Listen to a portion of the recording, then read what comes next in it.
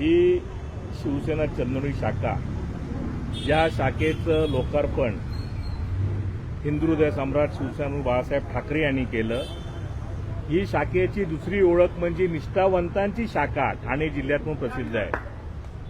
आणि त्या शाखेतला एक सर्वसामान्य शिवसैनिक म्हणून राजकारणाची सुरुवात केली, त्या शाखेचा आज जो मान सन्मान जो मला दिलाय, त्याचं मूळ ज्या व्यक्तींमुळे मिळालंय ते शिवसेना पक्षप्रमुख आदरणीय उद्धवसाहेब ठाकरे, आदरणीय आदित्यजी ठाकरे, आदरणीय संजयजी राऊत, आदरणीय विनायकजी राऊत, ठाण्याचे खासदार सन्माननीय राजनजी विचारे साहेब, ज्यांना आम्ही माजी खासदार म्हणून कधी बोललोच नाही आणि यापुढे कधी बोलणार नाही, जोपर्यंत त्यांना खासदारपदी निवडून येत नाही तोपर्यंत स्वस्तही वाचणार नाही, अशा खासदार शिवसेना जिल्हाप्रमुख केदार दिघे साहेब यांच्या सगळ्यांच्या मार्गदर्शनाखाली शनिवारी माझी एका सर्वसामान्य कार्यकर्त्याची महानगर प्रमुख या पदावर निवड झाली।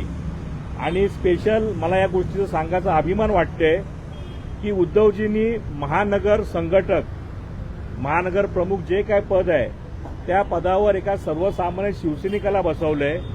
मी आपल्या मार्फत ठाणे जिल्ह्यातील शिवसेनेच्या निष्ठावंत शिवसैनिकाच्या वतीने सांगू इच्छितो की येणारं जे काय काळ असेल ते निष्ठावंत शिवसैनिकांच्या बाजूनीच कौल असेल।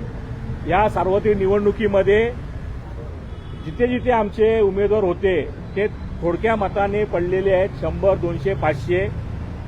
एक सांगू इच्छितो की आज ही निष्ठावंतांच्या मागे निष्ठावंत शिवसैनिक, निष्ठावंत मतदार आहेत। लोकांनी आम्हाला स्वीकारलं, मशीननी आम्हाला नाकारलं, हे सगळ्या राज्याला माहिती आहे।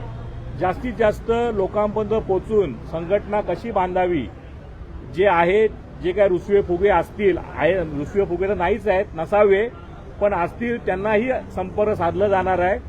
आणि पुन्हा एकदा या धर्मवीरांची शिवसेना जी सध्या विभागली गेलेली आहे ती धर्मवीरांची शिवसेना, निष्ठावांची शिवसेना म्हणून ठाणे जिल्ह्यात नावरूपाला आणणार आहे। सर, कशा पद्धतीने येणाऱ्या काळात मोर्चे कामाली असणार आहे? कारण आपण जर पाहिलं 2 गट पडल्यानंतर ठाण्याची परिस्थिती आपण जवळून पाहताय, कसं बघताय? संपूर्ण महाराष्ट्रात ठाणे हा केंद्रबिंदू आहे राजकारणाचा, मुंबईचा प्रवेशद्वार आहे।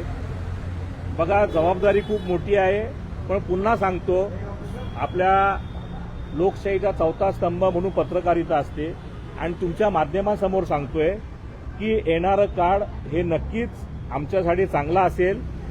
आम्ही कुठपर्यंत पोचावं आणि कुठेपर्यंत पोचलो नाही तिथपर्यंत आम्ही जावं, हे आमची प्रामाणिक प्रयत्न असणार आहे। जे काय आम्ही ह्या निवडणुकीमध्ये 2025 निवडणुकीमध्ये जे उमेदवार उभे केले होते ते कुठेतरी अजून तिथे आहे तिथेच आहेत, त्यांना कुठे गेले नाही आहेत। 100 मतांसारखे 17-18 उमेदवार पडलेले आहेत, म्हणजे याचा अर्थ त्यांना लोकांनी स्वीकारलेला आहे। आणि शिवसेना उद्धव बाळासाहेब ठाकरे ठाणे जिल्हा हा लोकांसाठी पर्याय म्हणून उभा राहणार आहे। रस्त्यावरची लढाई आम्हाला लढायची आहे आणि धर्मवीरांची शिकवण आहे, एकतर सत्तेत राहा किंवा लोकशाही मार्गाने आंदोलन करून चर्चेत राहा। आम्ही धर्मवीरांच्या शिकवणीचा पूर्णपणे अवलंब करणार आहे आणि आम्ही सत्तेपेक्षा लोकशाहीच्या मार्गाने आंदोलन करून लोकांचे प्रश्न सोडून चर्चेत राहू।